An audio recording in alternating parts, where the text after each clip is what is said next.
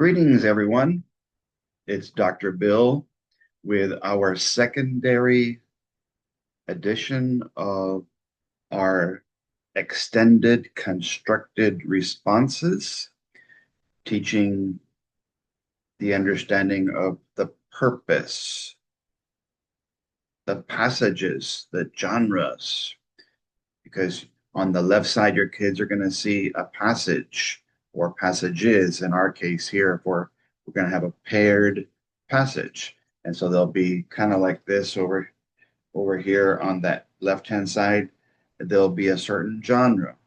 The two that we're going to work on for secondary are a little bit longer than what you saw in elementary.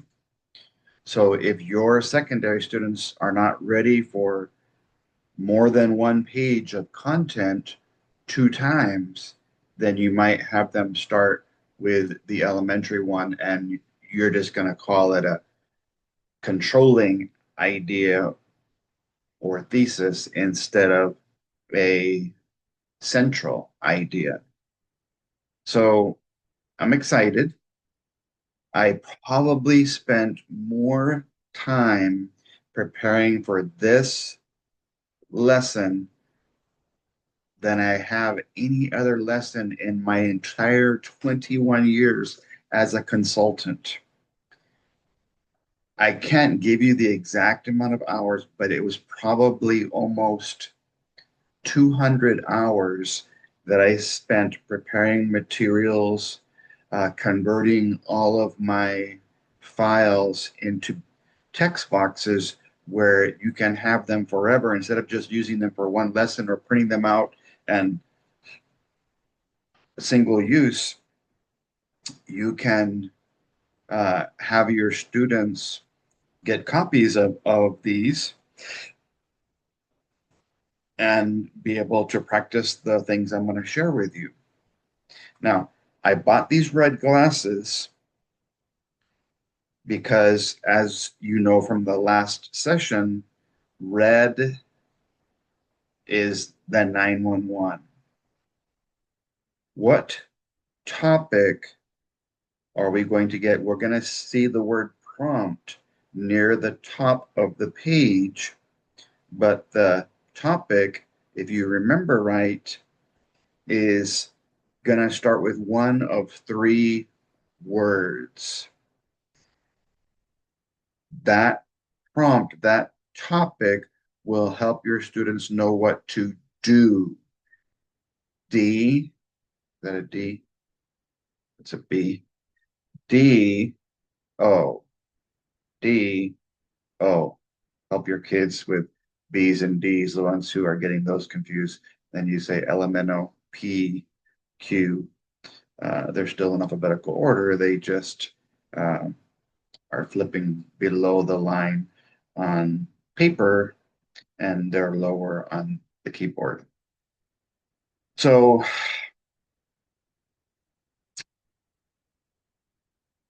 I said that to say this. We learned in the third grade prompt, and I shared it with you, that they were asking third graders about two different characters about their feelings towards a goal. So character one, and that's where we use the fingerprint and footprint idea. Character two, and the other one was a story and one was a poem. Olivia and the farmer. Okay. The problem was they said, how are their feelings different from each other? And it says in the rubric that you can get a 3 if you only have one evidence or evidence from one of the selections. But I want us to, in spite of that, go ahead and practice at least giving one piece of evidence from each selection and then trying to explain, being a plane, the idea as much as possible. we're at the beginning of the year. So if you have your introduction with your topic and your idea, and the one I gave you was two ideas, that the reason that the characters' feelings are different was because that the farmer had a positive attitude, idea one, and Olivia had a negative attitude, at least in the beginning. Towards the end, she started getting a positive attitude because her dad helped her out. But remember, we want to eliminate any evidence that's going to go against our idea.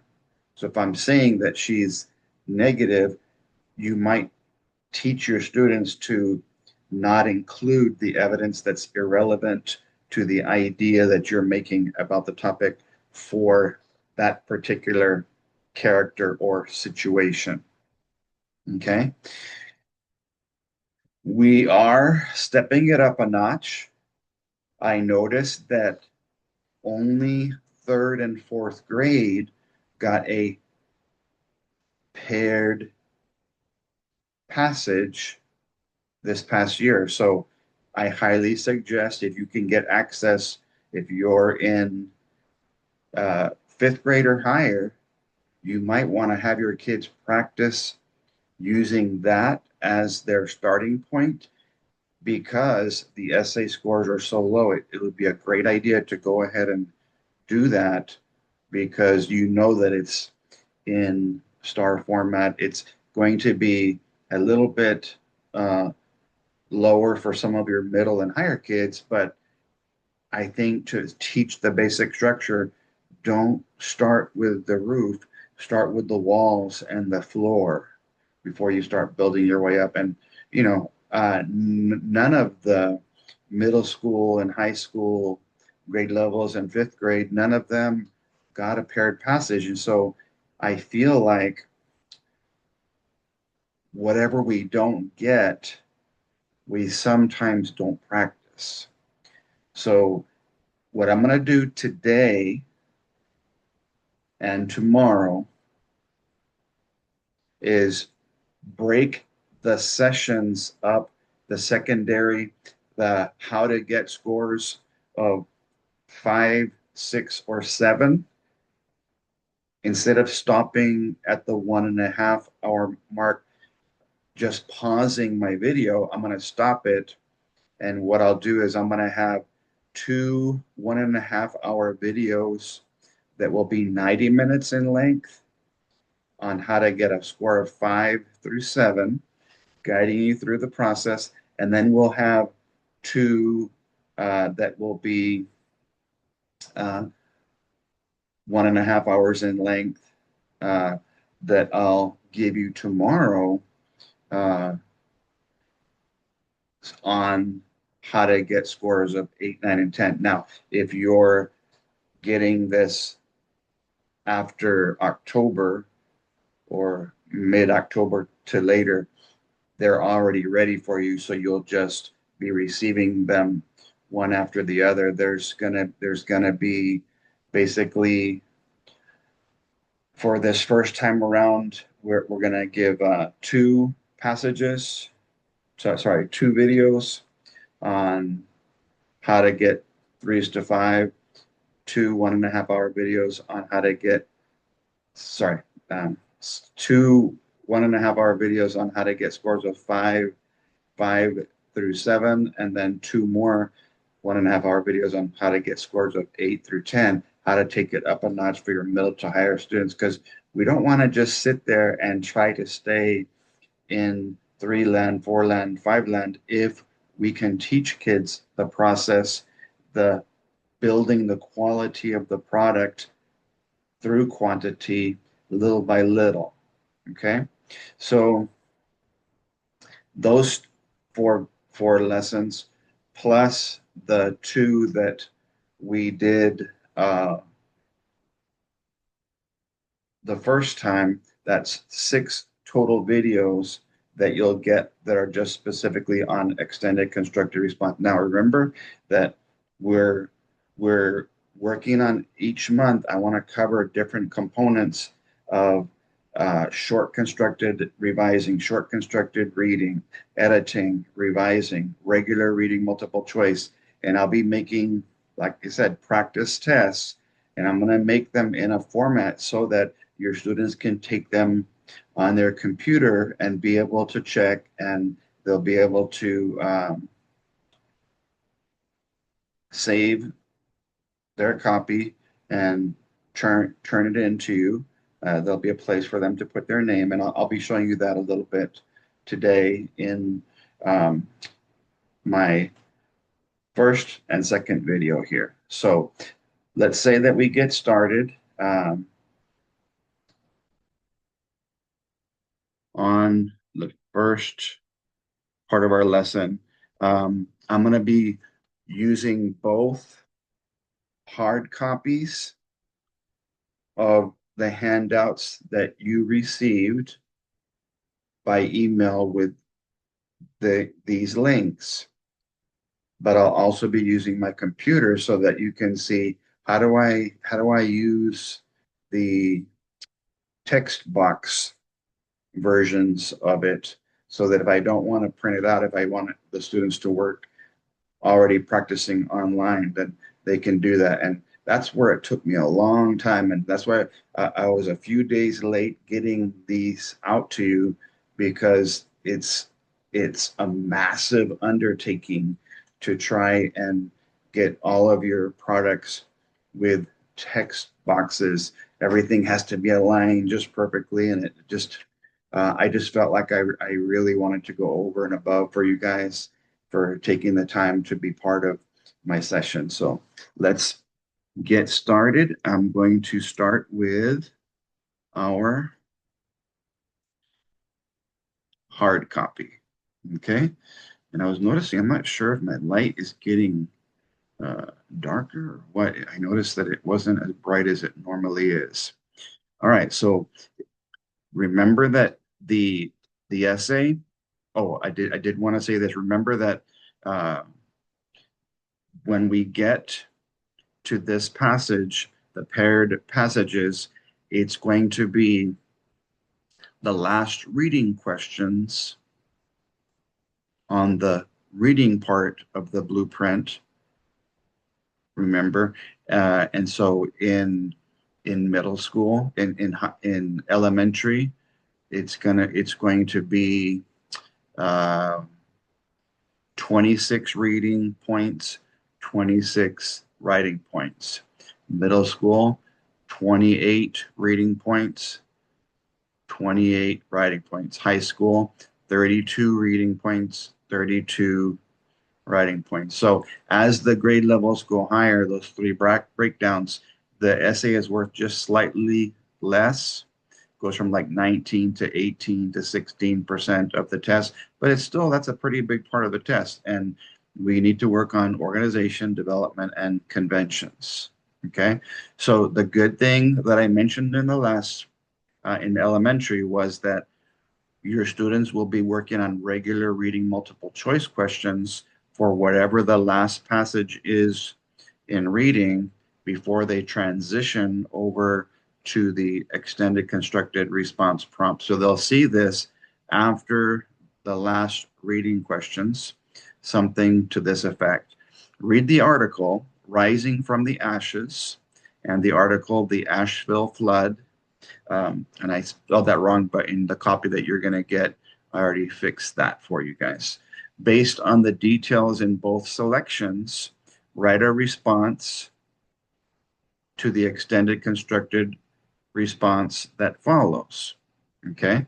Now, sometimes students don't read the instructions or the italics. I think that it's critical that they read both.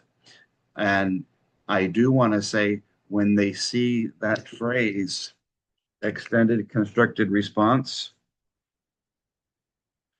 they'll have already read through the responses. Uh, So they don't necessarily have to read it again, but I do want to say that sometimes if they take the time to read the italics, it gives some specific content information that will help your students know what is this, what is this one, what is this selection, this passage going to be about. In the summer of 2023, so just for you secondary teachers, teachable moments of instruction, an introductory phrase. When you tell me when, with one, two, three, 5 words or more, that's a longer introductory phrase. So typically you would set it apart with a comma. Lahaina, I have no idea. Comma Hawaii, comma, was struck by one of the deadliest wildfires in U.S. history. This is the story of how 12-year-old Kini Varona and her family survived and how their community is coming together to rebuild. Okay, so rising from the ashes, um, based on the flood that happened in Asheville. So I already went to the prompt, and so what I did was I highlighted everything already to save a little time that had to do with what the topic was asking us to do. DO and DEW. Remember, DEW was number one, describe was one of the middle school keywords. Explain was most of the keywords. And write was one of the middle school grades. So I want you to notice that what I did, I divided the selection for students who struggle. I divided it equally into more or less 3 parts. A beginning, put a highlight after paragraph 3, a middle for paragraphs 4, 5, and 6, and an end for 6, 7, 8, and 9. And I'll tell you in a little bit why I did that. Then you have the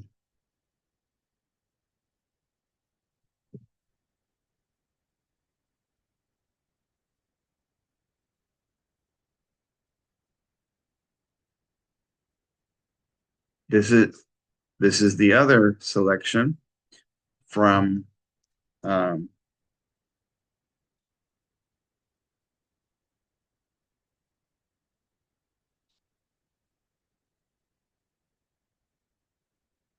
the handout that I sent you. Sorry, I had a little brain fart there.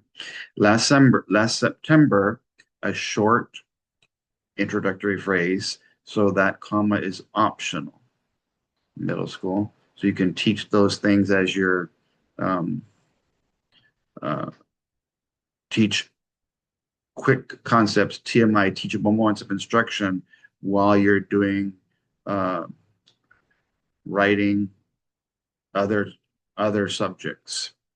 In other words, if this is strictly reading, I might touch on some of these grammatical things like Asheville, comma, North Carolina, city and state. This is how the story of 15-year-old Evelyn Soriano Baez, apologize to those of you Spanish speakers if I bombarded that last name, the 2 names they have, and her family survived the disaster and came out stronger. Okay,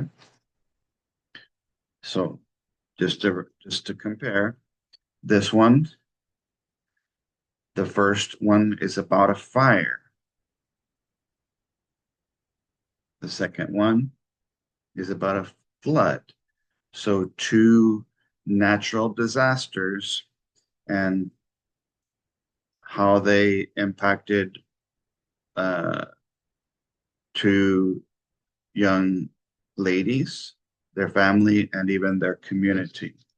So again, I divided after I highlighted based on evidence that related to the idea that we're asking about. I broke it down into 3 sections, a beginning, a middle, and an end. And so your struggling students, they might only be able to have endurance for the beginning, the first couple of paragraphs. And so what you can do is if they can find something and you can see that I highlighted something in the beginning, then that I can pull something from the beginning of both passages. That way they can try to briefly explain something that they found in those first three paragraphs. So let's go ahead and get past this. I went ahead and, like I did last time, I gave you 4 pages of this that are highlighted like you see here. And then I gave you 4 pages that are just blank where your students can do their own. If they print it out, then they can do their own. Now we'll come over to the prompt page. And hopefully it's going to say on top, extended constructed response, a 10-point value with a little pencil. Essay, write your essay in the computer box or lined pages provided. Okay, so whichever you decide to do, I'll be giving you the line pages this time where the kids can either do that on paper or they can write their responses online.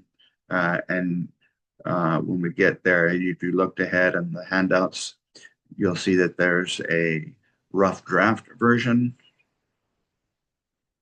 and an advanced version.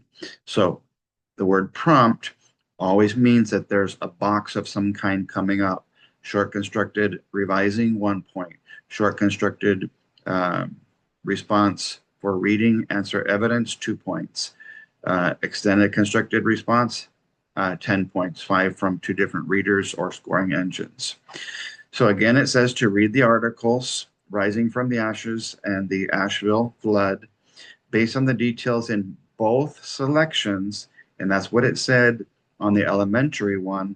So keep that in mind, because even though the rubric states that you can have one evidence from one selection, that you can still get a 3. I'm going to recommend that you do it the way that I share, where we go ahead and pull evidence from both selections so that we have the best possible chance of getting at least a 2 from each reader in organization and development. So we broke down the test. Remember, besties was were the bullets. Then the E, we're gonna look for explain or do, or write. Do is describe. We're gonna look for describe, explain, or write. How is our key W word. The experiences, notice that that's plural. So if they give you a plural topic, that means it might be a good idea to give more than one. And so that's one of the reasons why I broke the passage down into 3 sections, so that your kids can have like their introduction and they can give evidence from the beginning about the idea, from the middle, and evidence from the end, and beginning, middle, end evidence from the text. But as long as your students who struggle can at least have their introduction and a piece of evidence from the beginning, and then try to explain that, I'm putting my fingers, explaining is typing between the lines, remember, then if I have 1 or 2 sentences explaining that in my own words, and I have my own idea about the topic, or ideas, because we're talking about 2 different families we're going to see in a second, and how they responded, how they dealt with the fire and the flood in their passages. Okay, so let's look at it. Throughout, that means the beginning, middle, and end. Rising from the ashes were similar, just like elementary. I wanted to have us work on the same prompt. This is number 4 on the reading and writing guides from the folder, the digital copy that you have, to those of the Sariano Paez family in the Asheville flood. Okay. Now, this time, instead of using the fingerprint and footprint, I'm going to take it down a notch a little bit because we might still have some kids that are really struggling. So the T is going to stand for our topic. Then your kids will need to go look at the next sentence. It says base it on evidence. So instead of restating the topic, your students need to read the topic, then figure out which evidence from the text, beginning, middle, end, or at least the beginning and the middle for your kids who struggle. Then they can answer with their controlling idea slash thesis. So that first bullet was clearly state your idea. And it's probably best to put that in the introduction, the beginning. Let the head be what controls the essay. 2, organize your essay. Oh, organization means an introduction, a body, and a conclusion. Number 3, develop your ideas in detail. Develop and detail. So think of this B as 2 smaller D's. Develop each idea in detail. So if this is your evidence, explain it. If this is you explaining, then give me some evidence, whichever way you decide to do it. And organization also means you want to transition between ideas as much as possible. And we do need a conclusion, bullet 5C, but the last bullet focuses on conventions, C. So when they've done with finished giving their evidence, remember that if the reader cannot find at least a vague controlling idea or thesis, most of the time your kids are going to get a 0. That's the 911. So that's why I'm saying I'm bringing it down a notch to make sure that we all can practice in all grade levels, go from the topic, then look for some evidence, at least one or more, give your answer, the how part, how their experiences were similar, and then you can either restate or rephrase or reflect. And of course, these other 4 bullets are just what you do before, during, and after the response. And so this set of handouts does have a section for a rough draft that you can give your kids, and I'll give you also a separate PDF of that upon request. If I don't think to do it, just ask me for the separate response pages. So then, because our first goal is not to try and get threes in organization and 2s in conventions, we're just trying to get to a 2 in organization development and at least a 1 in conventions. So I would highly suggest, I went ahead because these were separate. That's my goal, is to have them together for you, that so you can teach your kids, what do I need for a 3 or a 2 in organization development, and how do I get at least a 1 or a 2 in conventions. So none of the rubrics have these together on the same page. So I highly suggest that you maybe print out copies of this for your students. And so I wanted to go over some big differences. I do want to make sure I spend some time on 3 land, even though for the purpose of these videos, we're not trying to get 3s. The controlling idea thesis is clear and fully developed. It's clearly identifiable. You can tell how both families were affected. If you only write about one family or the other, that hurts. If you only write about how their experiences were similar at the beginning, that won't be uh, what you're looking for. The focus is consistent. So think of the topic focus, consistent throughout the response. A purposeful structure is going to have an effective 1, 2, 3 introduction, introduction, and C conclusion, ending. Keep that in mind. And remember that what I did for you last time, uh, you can see a T here for topic and an I for idea.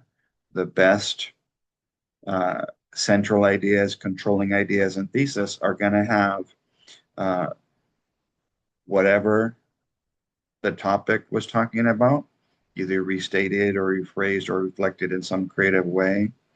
Um, a an idea, and so in the case of this one, we need two ideas. So think of my red glasses here to the right, that you do have the topic, but we need one idea about um, that mentions both families, okay, about the experience that they went through. The sentences, paragraphs, or ideas are logically connected in purposeful and highly effective ways. So when they say connected, they're basically saying, how are you transitioning from one idea to the next? How are you introducing the evidence? Are you giving the location and quotations, or are you just paraphrasing? Uh, how are you transitioning to explain? Are you going to give evidence explained, evidence explained, evidence explained? Or are you going to give all the evidence and then explain it all together? Just some structure, some orderly fashion would be beneficial. And then how do you transition to your conclusion? Okay, so think of this transition to the body as a necklace. The transition from your first evidence to explaining as the belt, or you can say, I'm going to give you evidence from one and explain the fire, and then I'll give you evidence from the flood and explain that. So that's two different ways that you can choose, but just have your students be consistent about however they decide to do that. And you kind of tell them what you would like. Okay. You can switch these two and explain first and then support it with evidence from the text, whichever you feel is easier. I always feel it's easier to look for evidence first. That way I'm explaining evidence, that I'm not explaining something from my own head that has nothing to do with evidence. And we'll see how that's important right here. Okay. Relevant text-based evidence that is clearly explained. So that's that right there. The evidence that I use has to relate to the topic of what are the experiences of both families throughout the stories in terms of the fire and the flood. Okay. For pairs in grades 6 through E2, end of course 2, evidence is drawn from both texts. Okay. So that's one difference. The introduction and conclusion being effective is another difference. The writer's word choice is specific, purposeful, enhances the response. That's the voice, the vocabulary, the how to turn the blah to bling. And so, yes, I want everybody that I work with to try their best to slowly increase. Uh, and it is the fourth bullet. So the first one, controlling idea. Introduction, conclusion, second bullet. Evidence that's explained, third bullet. The word choice is being precise. And so if think of that fourth finger having an engagement ring, I'm engaging the reader. And so if that's not happening, then you would more than likely give the essay a 2 in organization and development. Okay. Almost all sentences, phrases are effectively crafted to convey the writer's ideas and contribute. Perfect? No, but good, great, yes. So now look at the difference because this is what we're going to try for. If I can get a 2 and a 2 from both readers by April with my struggling students, 2 plus 2 is 4. And if I can at least try and get them from a 0 to a 1 in conventions, where their conventions are at least legible, then 4 plus 1 is 5, plus 1 is 6. So, and again, because writing is subjective, it might go down to a 5. Some people might give it all the way up to a 7. Okay, so let's look at the next one. The introduction and conclusion are just present. 1, 2, present. They're not effective. So there might not be any kind of an attention getter. There might not be any high vocabulary. They might not be a creative way to talk about the topic and the idea. There might not be a creative closure, but at least there's something. Okay. Then give it a 2, at least for that portion of it, because it's basically you've got to look at my quick check rubric to say, okay, based on all of these things, what score does it deserve? The next one, the sentence to sentence connections and clarity may be lacking. So what they're saying there is there's not great transitions. They might be doing what I call whiplashing the reader. I was enjoying your first part of your essay, your intro, and then suddenly you roughly switched to something else, either uh, the evidence or the explanation or something random that has nothing to do with anything. Next, text-based evidence, so irrelevant information. So this is the cool thing. The text-based evidence to support the controlling idea is there, but it might be insufficiently explained. And so that means if you can at least have some explanation, 1 or 2 sentences for a piece of evidence, that will help. And some evidence may be irrelevant to the controlling idea or the thesis. In other words, if they just start throwing in random evidence, start summarizing the text instead of responding to the topic, that's a big difference. Okay. Then that's going to hurt. For pairs, the evidence is drawn from at least one of the texts. So if your kids struggle, they can talk about both ideas. If they talk about only one of the families or only how their experience affected them,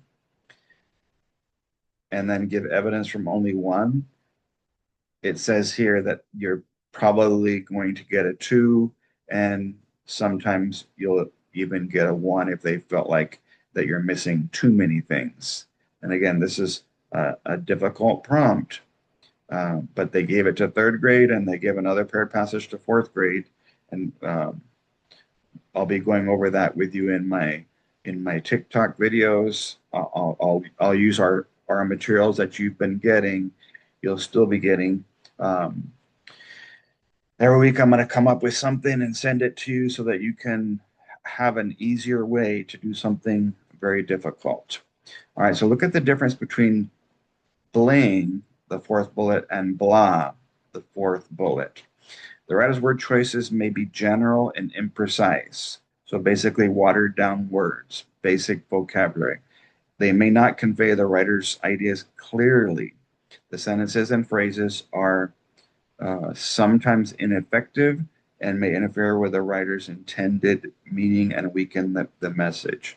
And so that's a pretty big difference. And yes, TEA sometimes gives your students more points than they deserve. And sometimes, unfortunately, they do this kind of stuff up here and they give them less points. That's why it's called subjective grading. So we're going to try and go from little to no command at all of the conventions to at least inconsistent. So we have October, November, December, January, February, March, April. That's 7 months that we can still work on the cups of editing. And so what you might have to be doing, secondary teachers, is multitasking where every time you're doing something with reading, do little teachable moments of instruction. Maybe 1 week you can focus, guys, this week when we do reading, we're going to focus on capitalization. Next week, next month, whatever, we're going to focus on punctuation. I'm going to be talking to you about, because a lot of you don't have even an hour to work with your students to cover so many different skills, and that's difficult. Okay. So the next thing I want to do is show you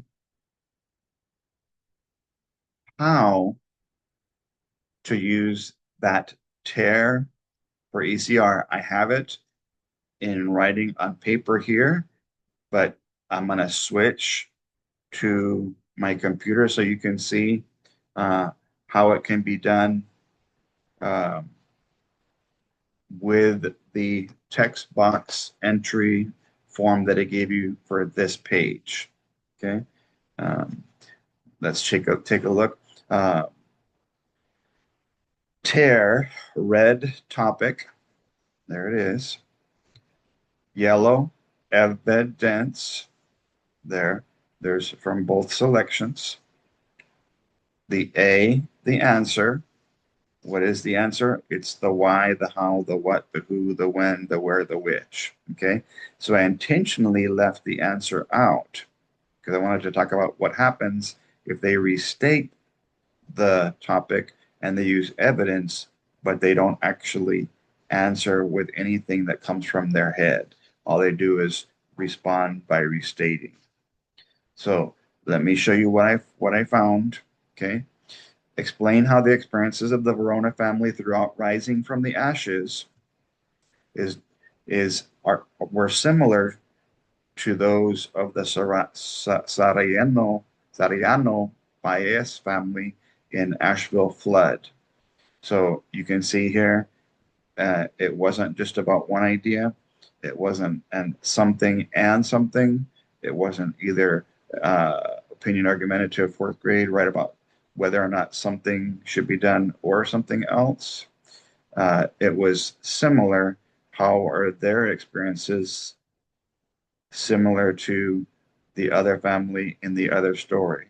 And again, we're going to try and find something from the beginning or the middle with our kids who struggle. So this basic structure, you'll see when I do it correctly, is going to make sure your kids go from hopefully a 0 to maybe a 1 and possibly a 2 in organization and development. So evidence 1, 2, 3 from the text, one or more, whatever little sing song thing that you want to do. So in paragraph 3, from rising from the ashes, her brother Chemo and their dad Johnny had to flee the inferno that was surrounding their home. Okay. And to have to leave your home during a fire is not a good thing. And of course, when now I'm explaining, but all we're trying to do is make sure that we have some evidence that we can use. And it's sort of like answer evidence for this page here. And I actually have an SCR for Terra as well that we'll talk about when we work on that in a later time. Some evidence from the other story from the Sariano Paez family in paragraphs 3 and 4 from the the flood story. The muddy water was inching closer and closer to their house, showing no signs of slowing down. The family had to get out of there. it was too late. Uh, uh, oh, before it was too late, they went to a neighbor's house. And so in both cases, their experiences that were similar was they both had to leave their homes. And unfortunately, for those that read further on, um, they both pretty much lost their homes completely. If the kids can read that far, they can add that in. Um, but I'm trying to show you what can I do with kids who struggle. And so instead of coming up with an answer about how that's similar, all I did was restate the topic. The experiences of the Varano family were similar to those of the Sariano Paez family in both stories. Yes, that's true because they told us that in the topic, but restating the topic is not the same as responding to it. And so this answer is the response. And if you're going to give one answer that matches both of them, you can just put it on one side. Okay. If they are different, then you would use the left side to talk about how their experiences were different from their experiences. And so that's why I have it on both sides. Okay. So what I'm going to do next is show you, I'm going to stop sharing for a second. And what I'll do is I'm going to show you my form that I made for you guys so that your students can have this as a guide. And what I'll do is I'll make sure that I have a lot of these as individual files that you can pick and choose the ones that you feel are most relevant, relatable for you. Not necessarily your teaching style, because sometimes we have to focus more on the learning styles of our students. What is it that we can do that will help them remember? And because we saw that there were more than half of the third graders with a paired passage informative expository, that was the only grade level that got a paired passage informative expository, what we're covering in elementary and secondary.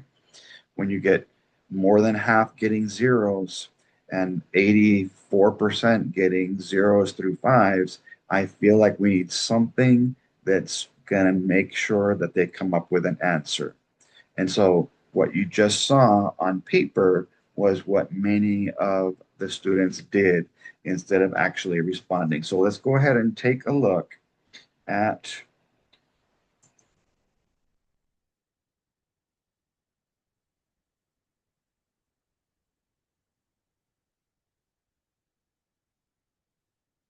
let's see, the screen. There it is there. Sorry, I don't use this very often. All right, so as you can see, it's page 13, the same page that I wrote down on paper. I wrote down the same things about the topic, um, but again, I just typed it in there. So what you're able to do um, is type things in.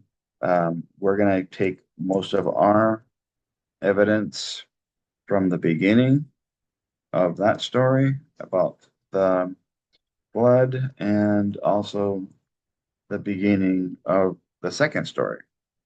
So the evidence is there again, and I went ahead and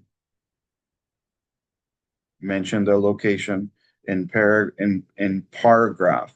So if you can see here that whenever I make a mistake, what I suggest that you do is see if your students can catch it, because a lot of times they can't find their own mistakes, but they can find everybody else's. Okay. So you can give the location and then you can give the quotation like I did there. And this distinguishes clearly the difference between your evidence and your idea, because it's in quotations. Um, you can also say in paragraph 3 of Rising from the Ashes, comma, in paragraphs 3 and 4 of the Asheville Flood.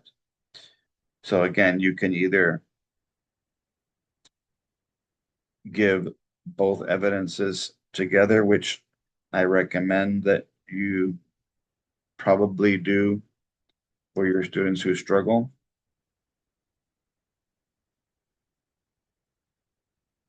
But like I said, that's up to you. Um, so when the kids find some evidence about how their experiences are similar, both having to lose their house and at least at the beginning to leave their house, this is the difference between actually answering the W that's being asked and restating. The experiences of the Verona family, plural, were similar to those of the Soriano Paez family in the stories. Okay, so even though I'm not giving you many experiences, what we did see was your students can get a 2 if they can at least have experience singular. Okay. They both had to leave their homes because of terrible weather related tragedies. So the leaving their home part is from the selection. Your student idea is how are they similar? The students can say these are terrible weather related tragedies, not strategies. I almost said that. Um, so that idea came from my head. Bad weather. Uh, they were unlucky. Uh, they were both unlucky. They both lost their homes uh, due to uh, weather that came suddenly.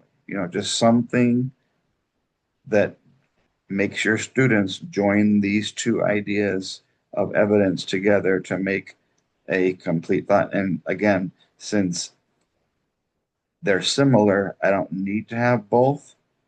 Um, but if you end up having more, your kids can, if they start their answer on this side and they have more to share, then they can come over to the other side and they can start typing other things here. So I have it set up where your kids, this is what took me hundreds of hours um, to do. Um, so hopefully that will help and they can use one side or both. And then you'll see that I have for you this. Wanted to show it to you inside the handout because I'll give you a separate version of this so that whatever prompt your kids can get, you can actually practice this a couple of times. Whatever prompt, um, um, explain how the farmer and, and Olivia's feelings were different as they worked towards their goal.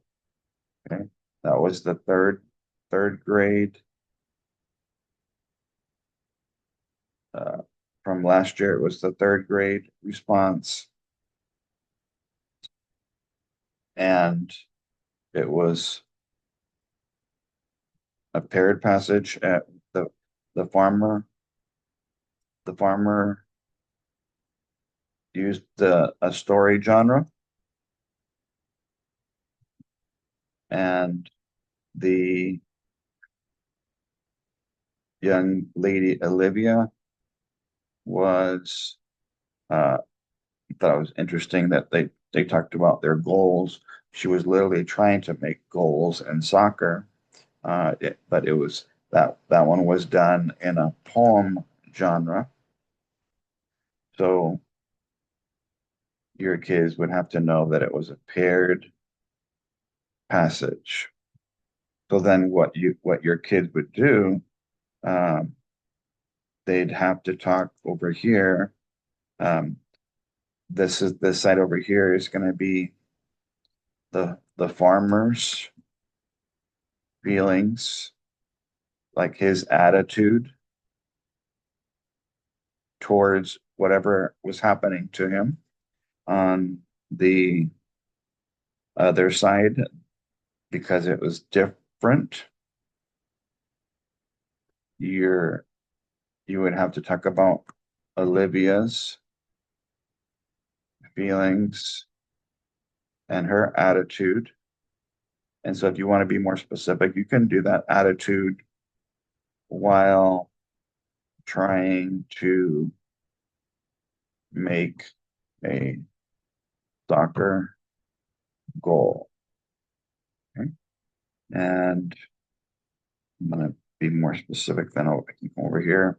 The farmer's feelings and attitude while trying to grow, I think it was flowers and crop.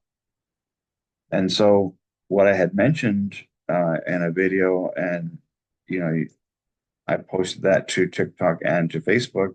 Um, the farmer had a positive attitude through the things that he said.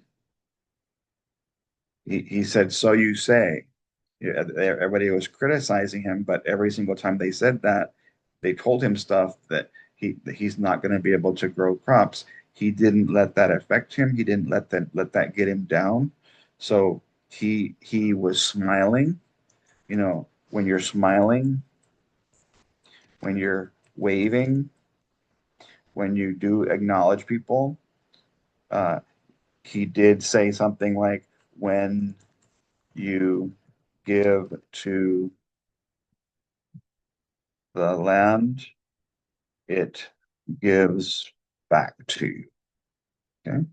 And over here, what you'll notice was that uh, Olivia kept making all these noises of frustration, grunting and moaning, and uh, we got to share. They shared her thoughts with us several times. What was going through her head as she kept missing goal after goal.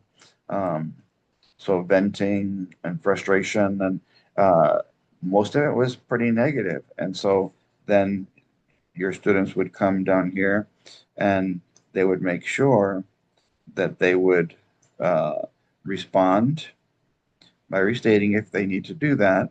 Again, because we're trying to get ones and twos right now. Um, so the farmers, the farmer and Olivia had feelings that were different as they worked towards their goals. So the cool thing about this um,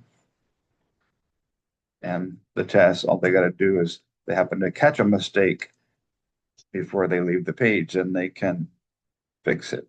Okay. And so that's what I really like about this. And I think that you're going to have a lot less zeros.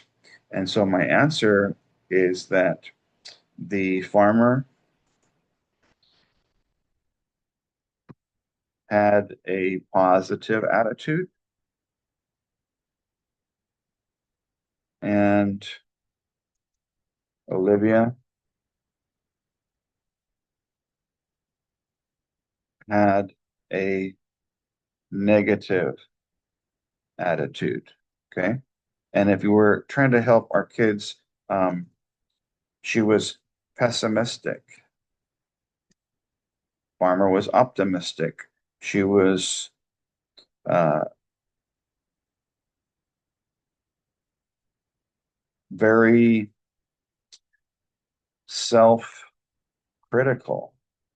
So all these ideas could have been used. So you can ask your students to brainstorm what different ideas, bling or blah, um, could we come up with that we could use as our um, how in terms of how they're different.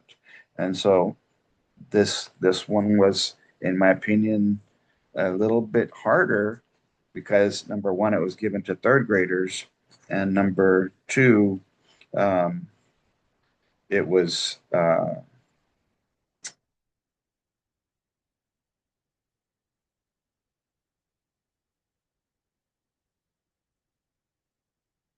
how do you say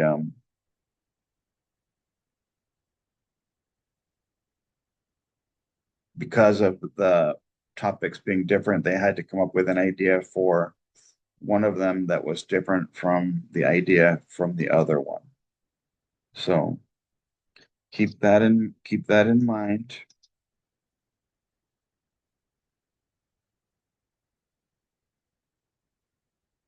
So now we'll move over here and remember this form that's on your page 15. Now it's written in the format where your students can remember how it worked. I'm gonna remind you that you we took a sheet of paper and we had three things: introduction, body, and conclusion that we needed. So we divided the paper into four equal sections. So your kids can do this on the test. You can do tear or this, or you can do both, whichever one you feel. I want to make sure that I differentiate my instruction for you guys so you can just decide which one do you feel like is going to be the best for your kids. And if your kids can follow this structure, they have a good chance to get a five or more. So on this page, I'm actually going to go through the trouble of in our little outline, we'll call that an outline. We'll go ahead and show you what it might look like if they have basic development. And all we're doing is what we did on the tear sheet, but now we're adding a sentence or two of explanation. Okay. So if you want your kids to write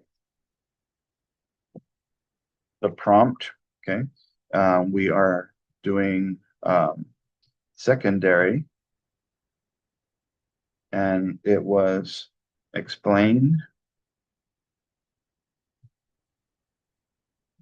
how the experiences of the Varuna family throughout. Oh, forgot, I have to do it differently on this one.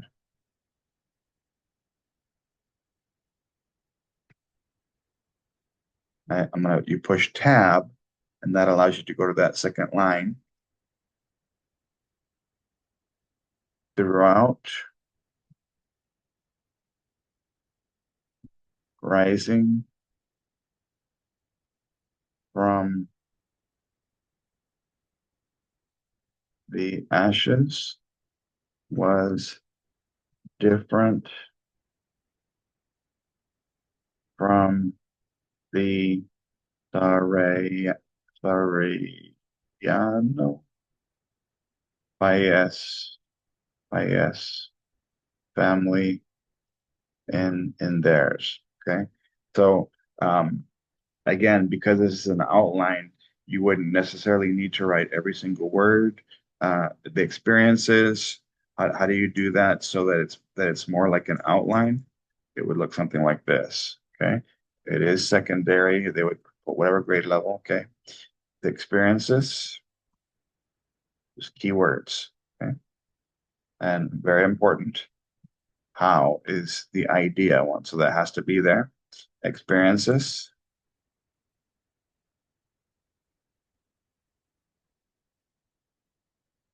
Um,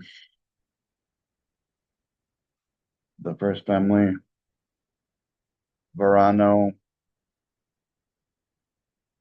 Verano, and in the fire story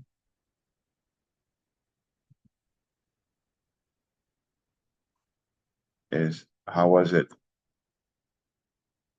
different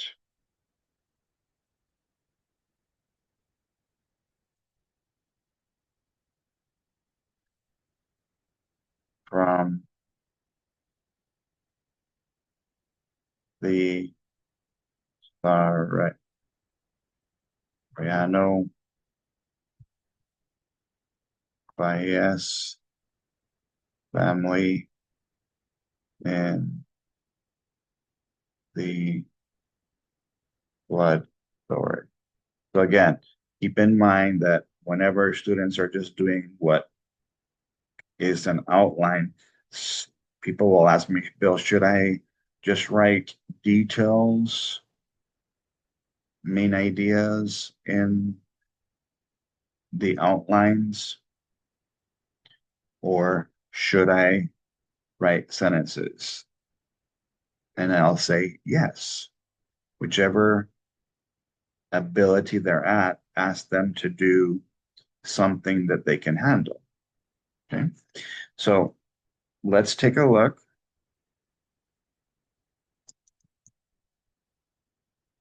at what I came up with based on the the tear sheet. The experiences. So this is kind of like a sort of rough draft. Okay. And if this part is here, then they can take this and take it over to their, this is what they would write on lined and blank paper. Because remember, there's lab work that has to be done.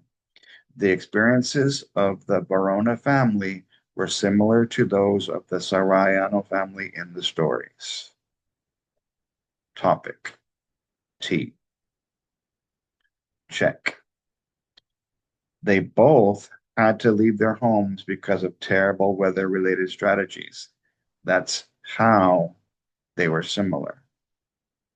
And again, there could be tons of ideas because this you're going to see the stories are full, and we'll talk about that in our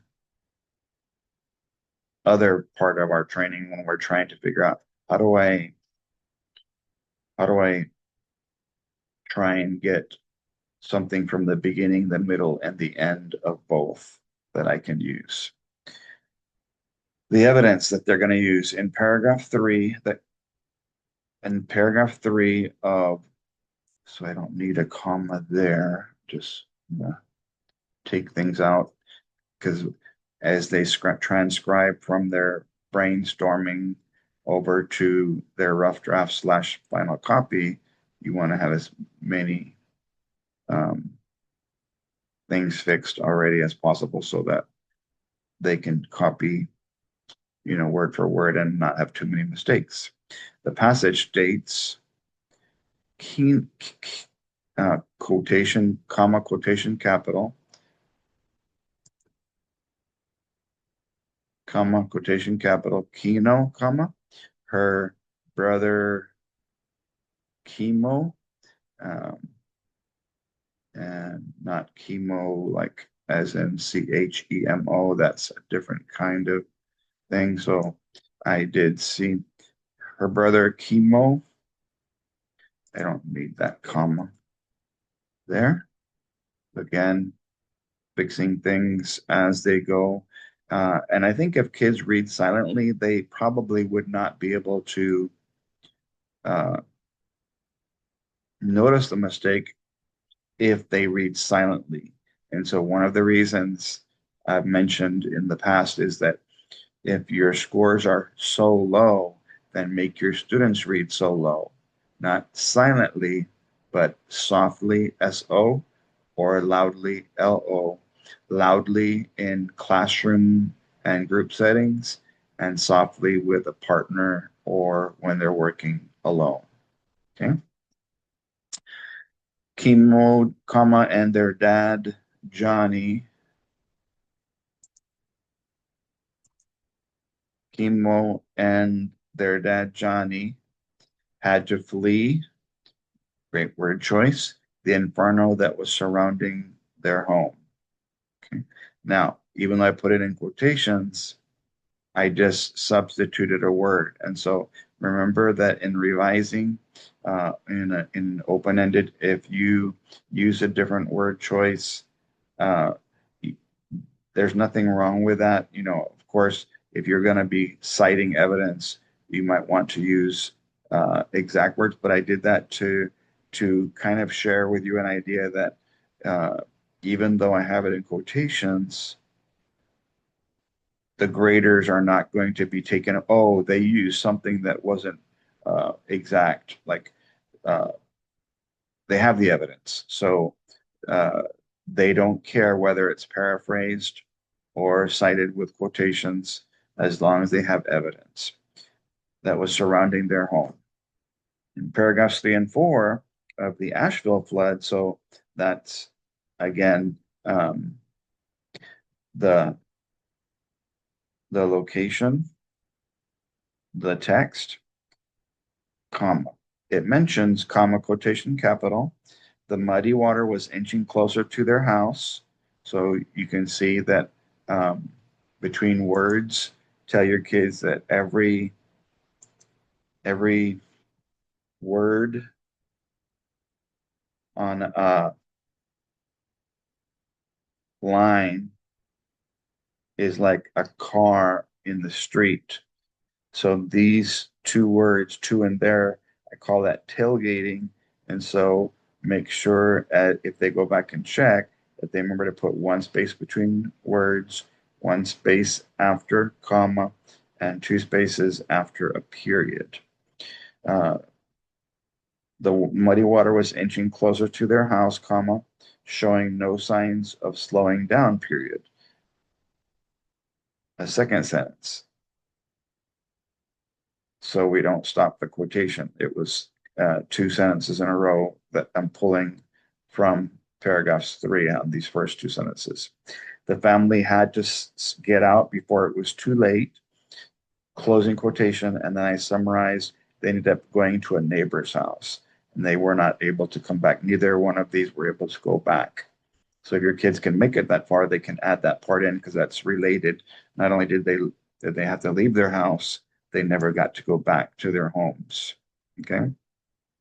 All right. So with that in mind, what you have to teach your kids now is, why is this evidence that I shared with you relevant and related? So basically, thinking of the acronym TIE, I shared a topic with you.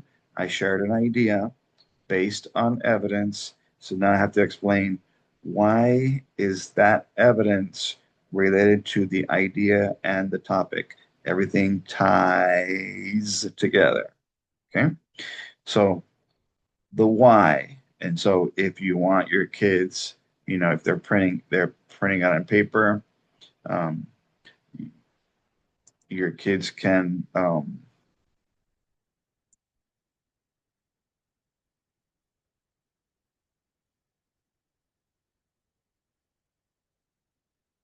was I going to say? If you're printing on paper, your kids can circle. If you're just using it on the computer, I'm using Zoom, so I'm going to check mark. Okay, why? And we used where. We're going to find out a little bit about why, where, and we're even going to add a little bit of who. There's only two sentences, and so remember, if you see me here with my hand up, so they had a topic, we had one idea that they they both lost their homes because of a terrible weather-related tragedies. Okay, the pieces of evidence, and we can put them either separately. Like I said, here's the evidence from the um, fire story. Here's the evidence from the flood story. And then you can explain with one or two sentences. And then you can explain the other two, or you can put the evidence together. Like I would probably suggest your kids do, find your evidence and then explain how do those pieces of evidence relate to one idea that you wrote about. Okay. So here's what I came up with that I think was important. Um,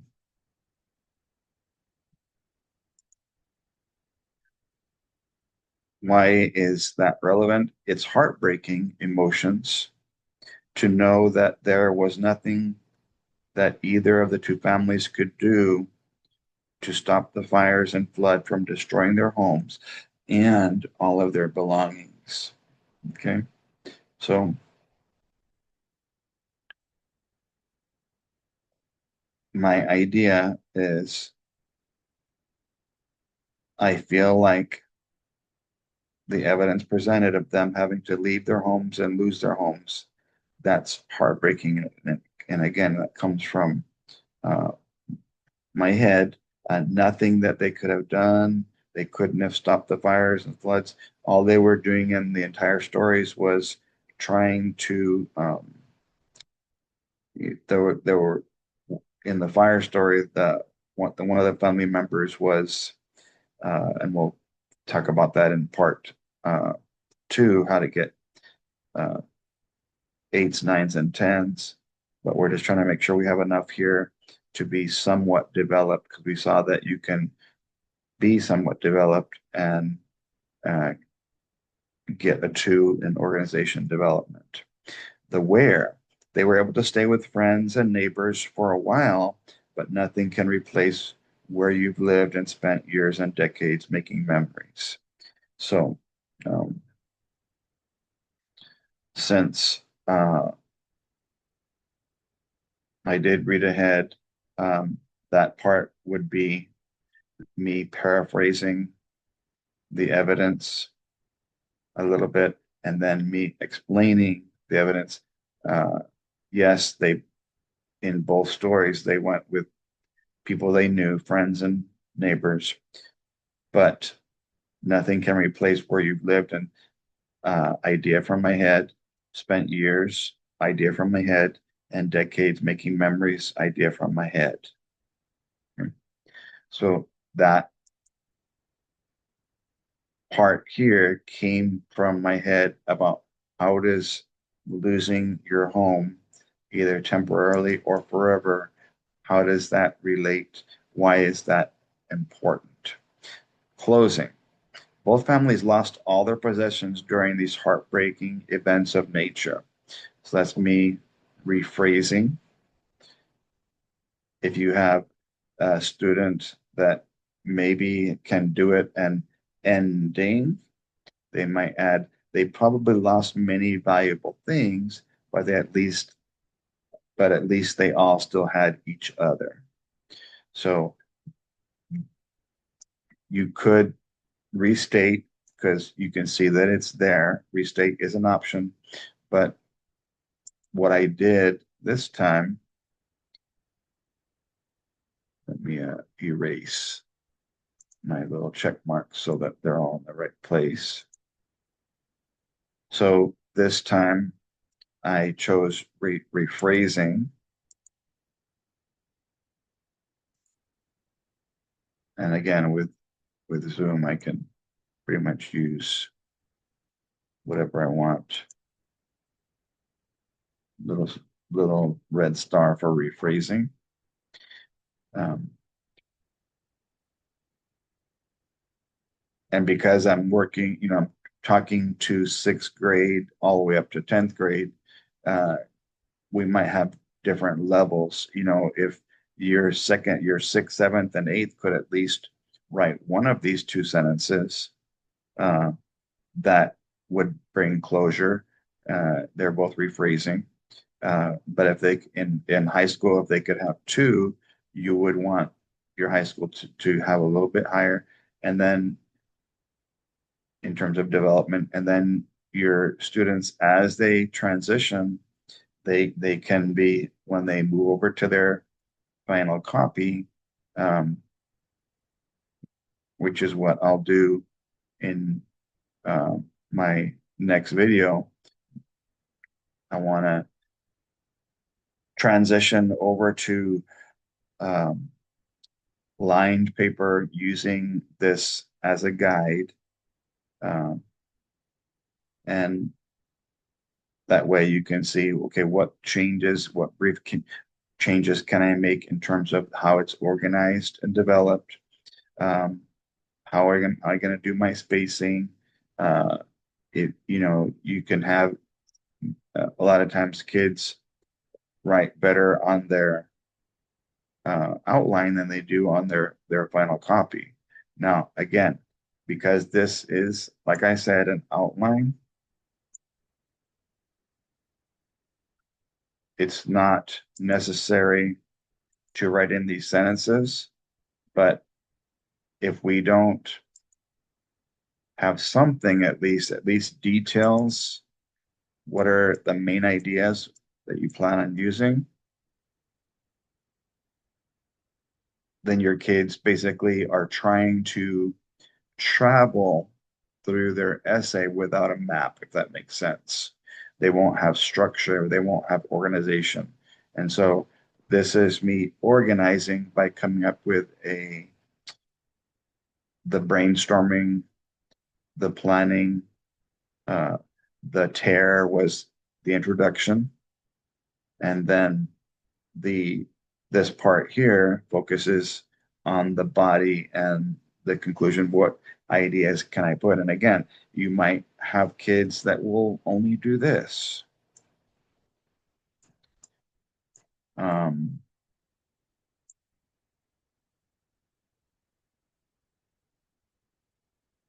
Never going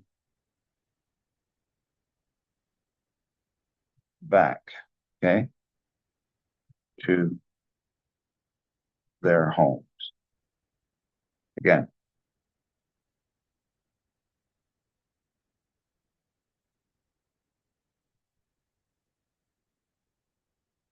and again, if you want your kids, just give me what do you plan on mentioning in your conclusion, your ending, or your end?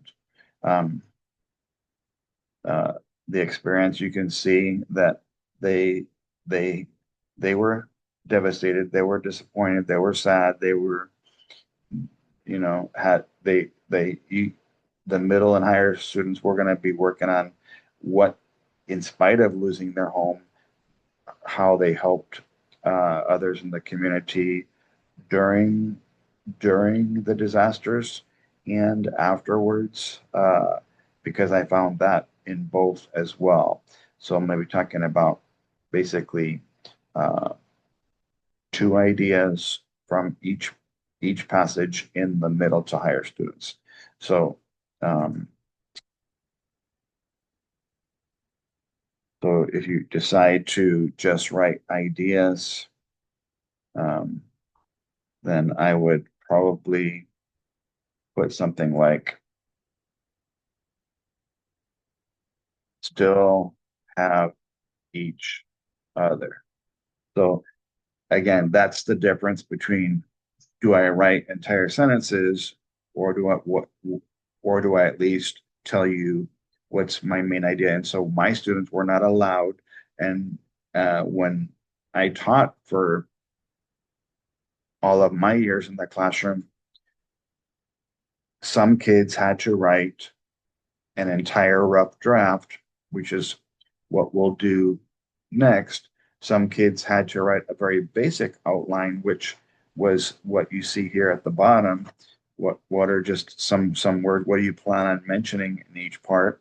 And like you don't need to write out all of the evidence, but um, I wanted to show you if your kids, uh, if you need them to make their plan show more of their plan, then this is a combination of two different ways that you could do it. So um, in our next portion, in our next video, I'm going to be spending some time showing you how do I take all of this and move it to the final copy uh, so that it's something that we can turn in and have our best possible chance of getting a uh, 5, 6, or 7. And again, right now we're in October, so you might be getting. Think about it this way: you might be getting fives total score. Maybe they'll get a 1 and a 1 from each reader in organization and development right now, and maybe a 0 and a 0 in conventions. That's 2. Well, 2 is better than nothing because at least if that, as long as they can have the topic and the idea, they're they're off to a good start. If they can have the evidence, it helps them even more. So the topic, the idea, and the evidence, that tear sheet's going to at least get them to uh, a a total of a 2 and possibly even a 3 if uh, if one of them gives me a 1 in conventions and a 4 if both of them give me a 1 in conventions.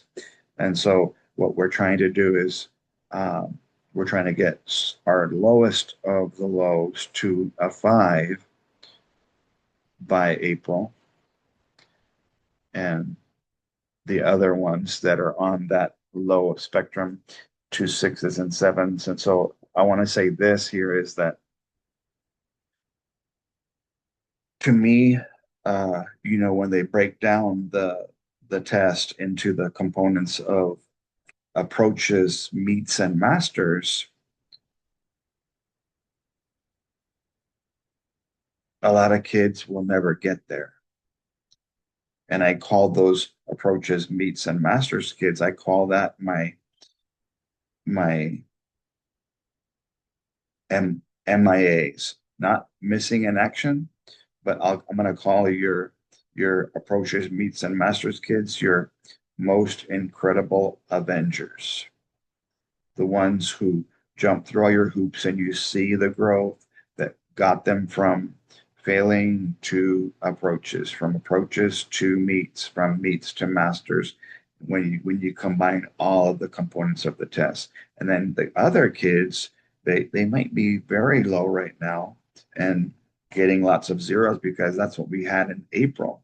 So if we can get them to show growth, to me, growth is just as important as approaches, meets, and masters. Just keep everything in a binder or a portfolio, something, that they maybe you'll have like those sheets, the plastic dividers where everything from this essay, everything that I did, like all of these pages for this lesson can be inside like those sheet protectors that you can say, okay, here's what was done in October. Here's what was done in November, December, January. And hopefully you're going to see that the x-rays, which I called the essays, x-rays of their ability at that point in time, hopefully you're going to see some improvement little by little over as the months pass. So the other TMI, I'm going to call those kids my not MIA, missing in action, but my most improved Avengers. So that's my timer that I was trying to get to um, this part before I wrapped up the first lesson. So what we'll do in the next video, I'll show you how do I transfer, how do I take all of this and come up with a somewhat decent rough draft. And remember that rough drafts might be pretty rough because a lot of kids, their rough draft and their final copy are going to be on the same page. All they're going to do is go back and they're just going to fix things. And so, what I'll do for you is when we finish the rough draft, I'm going to show you some different strategies of how can I improve on the conventions, the grammar, and the organization development. So I'm going to give you several classroom, group, partner, and solo strategies. So C is class, G is group, P is partner, and S is solo. Teach in alphabetical order. Teach skills and concepts to the whole class. Let them practice them in groups. Then get them with a partner. And finally, work solo.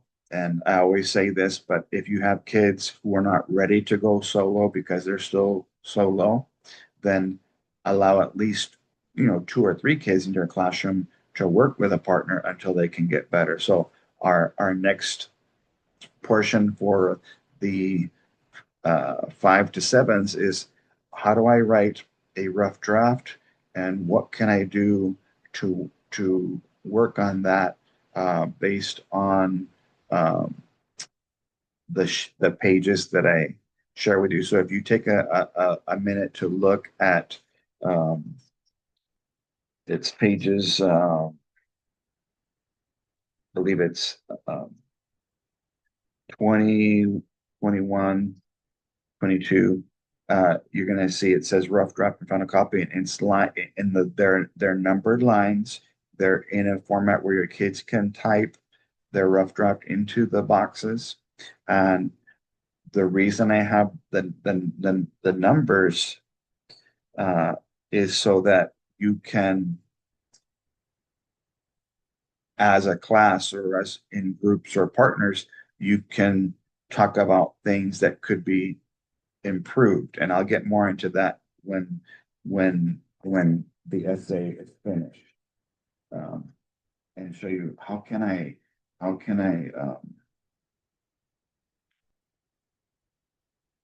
improve the content and the conventions before I push submit, because the more I can get good at doing that now, the more likely your students will be able to do it later when it comes time to being on their own because you showed them how to improve.